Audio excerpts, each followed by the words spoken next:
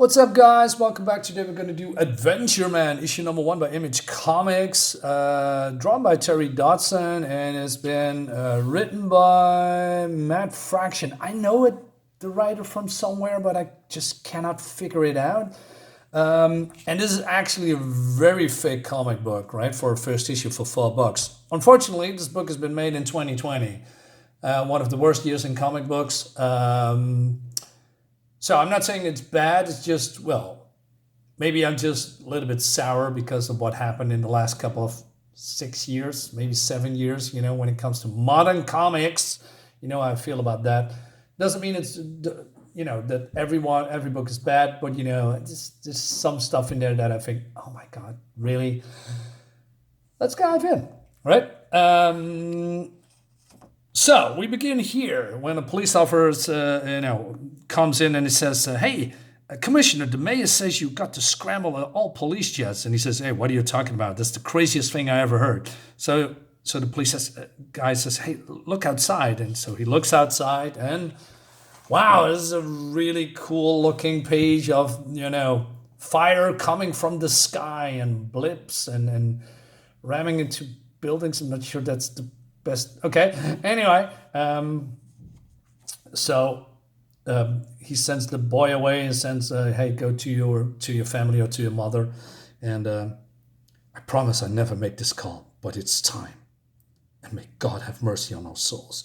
So he has this key, and then he's going to use this on some kind of a phone. And I like the retrofuturism that is in this book. It's really, really well done. And it has this sign on it, right? And so he says, "Commissioner, we need you, son." And then we go to, the Batcave. It's not the Batcave, but, with the dinosaur. And so the commissioner says, "The city needs you. There's a great and grand evil pouring out of the sky. We're under attack, and I don't know what we should do. Don't be afraid. Help is on the way." Ladies and gentlemen, that was the call. Our city needs Adventureman. And then we're getting introduced to all these characters. And it reminds me a little bit of, this is some very outlandish looking characters of, the League of Extraordinary Gentlemen, right? Something like that. And I'm not all familiar with that franchise, but, it has, a lot of these peoples, I'm not sure why I said that, but this group of people that, doing adventure stuff, right? Saving the world and all that stuff. It's pretty cool. So Adventureman says, "Hey, it looks really bad outside. We need to be prepared. It's an honor to drink with you all." So there's some vials that he's holding, and these people says, "Hey, is that safe to drink? Do we need to drink that super serum? All right." And so they are, I said, they have no choice. They say, "Are you sure about this, boss? How bad can it be out there?" So he then turns around and there's some kind of vault. "Bad, Phaedra, end times. Tonight's the night he finally making his move. Baron Bizarre. And look, the apocalypse Sidra comes ever closer to midnight. So cheers, folks, to the greatest unknown." I love this very high over the top fantasy adventure style thing. What I don't like is the use of colors that has been all through the book. I'm not sure how you call these colors, but it's not really popping. It's very, what's the word? Muted? It's probably not the right word, but you know what I mean, because it all looks samey, if you know what I mean.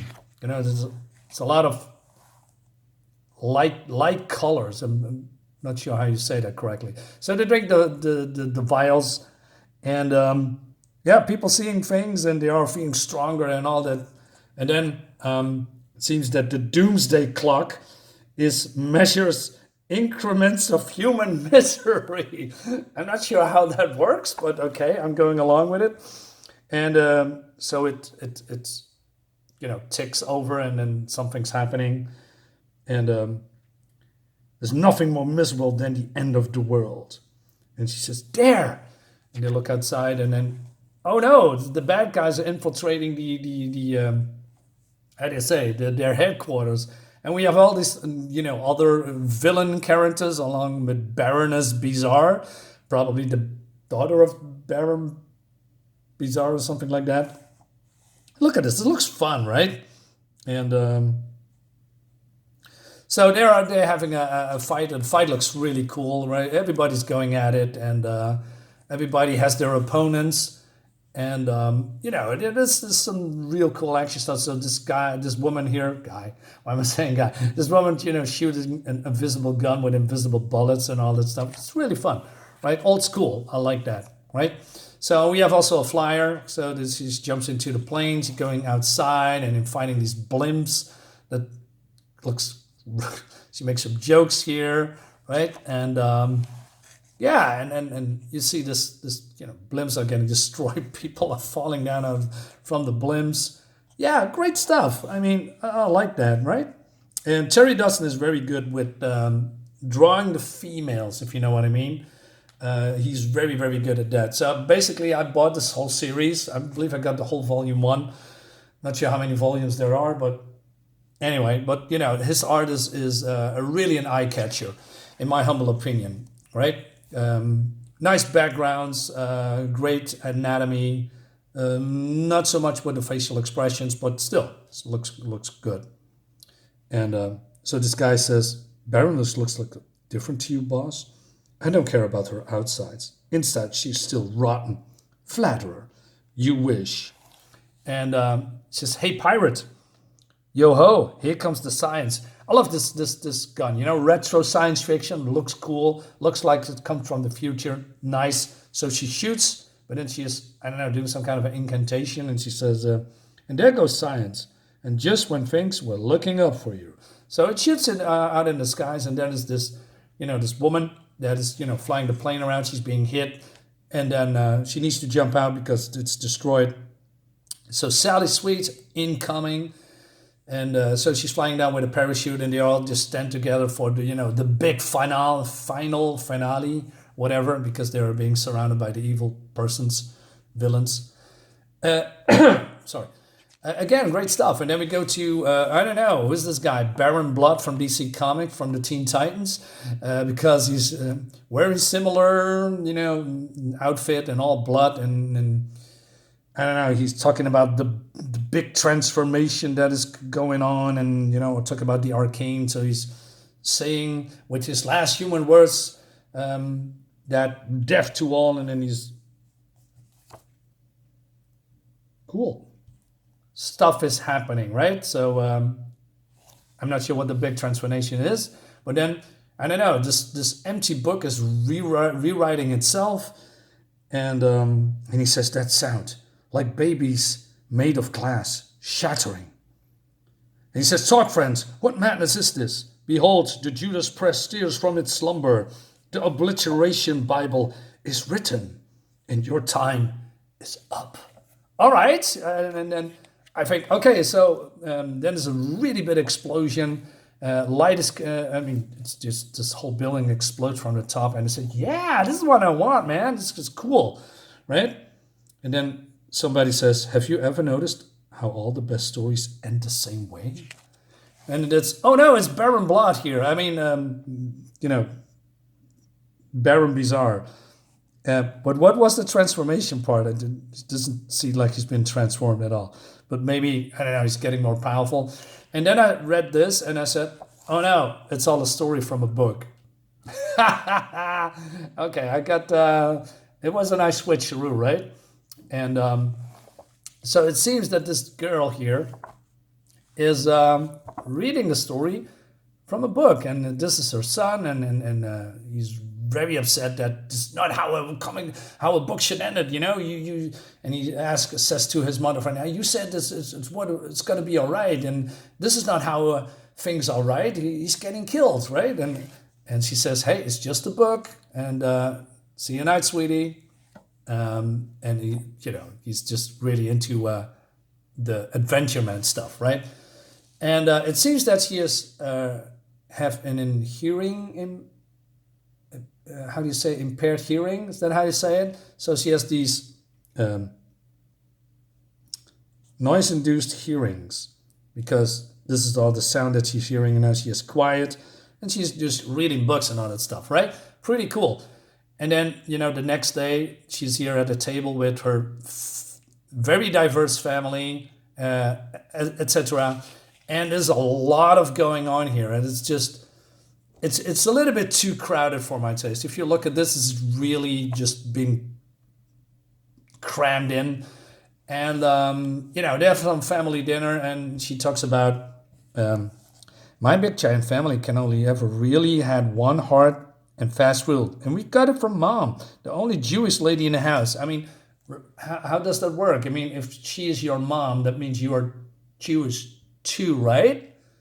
But since I've seen all these diverse characters here, I believe then they are adopted, I guess, and this is her father, getting the whole family together, and then we all getting introduced to these women here, and they all she's emergency room, cook, librarian, I guess, something lawyer, and then we have our hero. What's her name? Sorry, I forgot. Jesus Christ. Where does it says here? Let me check. I'm sorry. I just got it a minute ago. Oh man, this is terrible. Connell family. Okay, she's Connell. Sally? This is ridiculous. I just got it a moment ago. Claire! Jesus Christ. This is the only time her name was mentioned in the comics, so therefore I just had a really tough time figuring it out. Anyway, so I hope, since this is a modern comic, this is not a girl boss, girls can do everything, diverse checkbox thingy, black, colored hair, side shaved, maybe it's just, that, I don't know, maybe it's just all a coincidence, maybe there's nothing to do with modern stuff, but like I said, I'm a little bit too soured from all that crap that we have endured for the last couple of years with modern comics. But it doesn't hit me over the head with this whole diversity thing. You would just show it as a diverse family, and that's okay, right? Maybe it's just indeed the League of Extraordinary Women at this time, and maybe we don't see these people again, or not, or that came out a little bit weird, but you know what I'm saying. Anyway, so she goes to her library because, I don't know, maybe it was the mom library and she just took it over, right? She talks about cats. And then this woman that looks very, have a very close that you don't see much in this timeline anymore. And she says, hey, hello. I come to understand you are interested in certain books or old, slightly literate and particularly hard to find nature. And he says, yeah, and she talks about, pocketbooks and pulps and all that stuff. Well, maybe this will tickle your fancy. So she gives him the book of, oh no, it's an Adventureman comic, and it looks rare, right? And she says, beg your pardon, do you have a section of strange and supernatural? And she says, yeah, go over there to pet sports and train crimes that you can find. So she goes there and you see the shadows, and then these people coming in, and she doesn't pay attention at all. But then she noticed that something is off, right? Things are getting colder in here. And she says, hey, sir, ma'am, excuse me. Hey, that's not the exit. So she goes outside and wants to know what's going on, right? And they are gone. And then she sees this woman getting put into this car. She says, freeze! You're not a cop. And so she runs to this car and says, hey, let go of her. Yeah, it's fine. Don't worry. These are my escorts, you see. I've been away from home too long, and they're worried. Okay, you left your book. Let me go get that for you. Keep it, dear. Read it. Oh, it's got quite some cliffhanger. So she says, hey, mister, who was that? Some old actress or billionaire or something? What's the deal? And then he turns around and it's, oh no, some kind of an insect guy, and he attacks her and she's kicking through, and it looks really cool. And she says, ew. So this thing falls all apart and all these creatures are crawling over. I would have probably the same reaction. I hate bugs. I just don't know what it is. It's just freaks me out. And she says, "Who is that?" And then this woman shows her palm with the sigil, probably. I'm not sure. I mean, my eyes are pretty bad, but even if you have good eyes, it would be very hard to see what's on her palm from this distance. But hey, comics, right? What the butts indeed.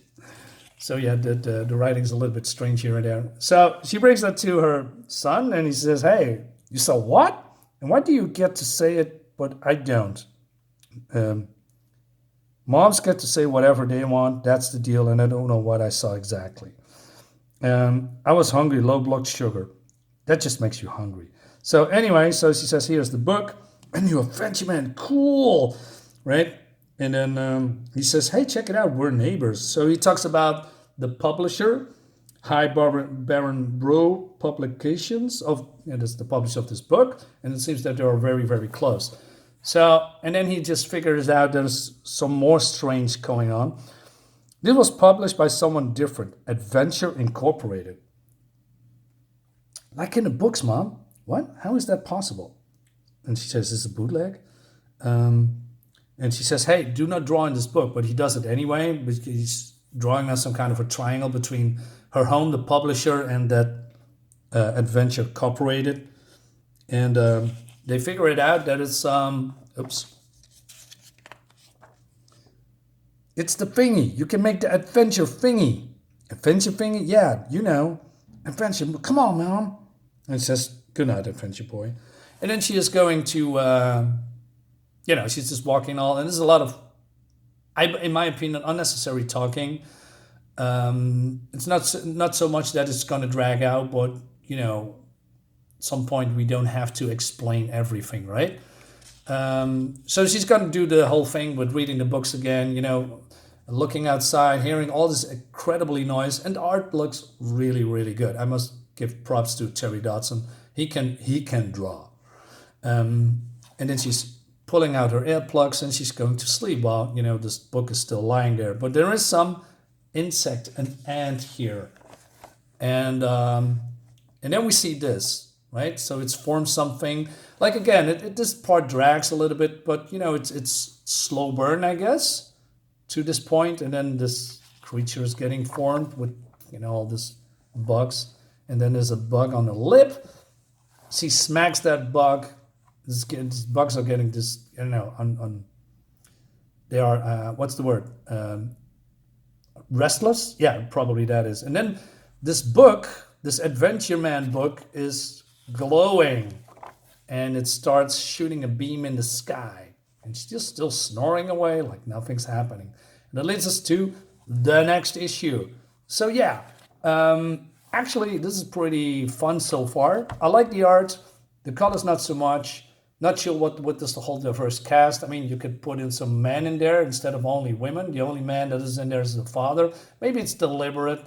Maybe it's all playing a part in this whole book. I'm not entirely sure.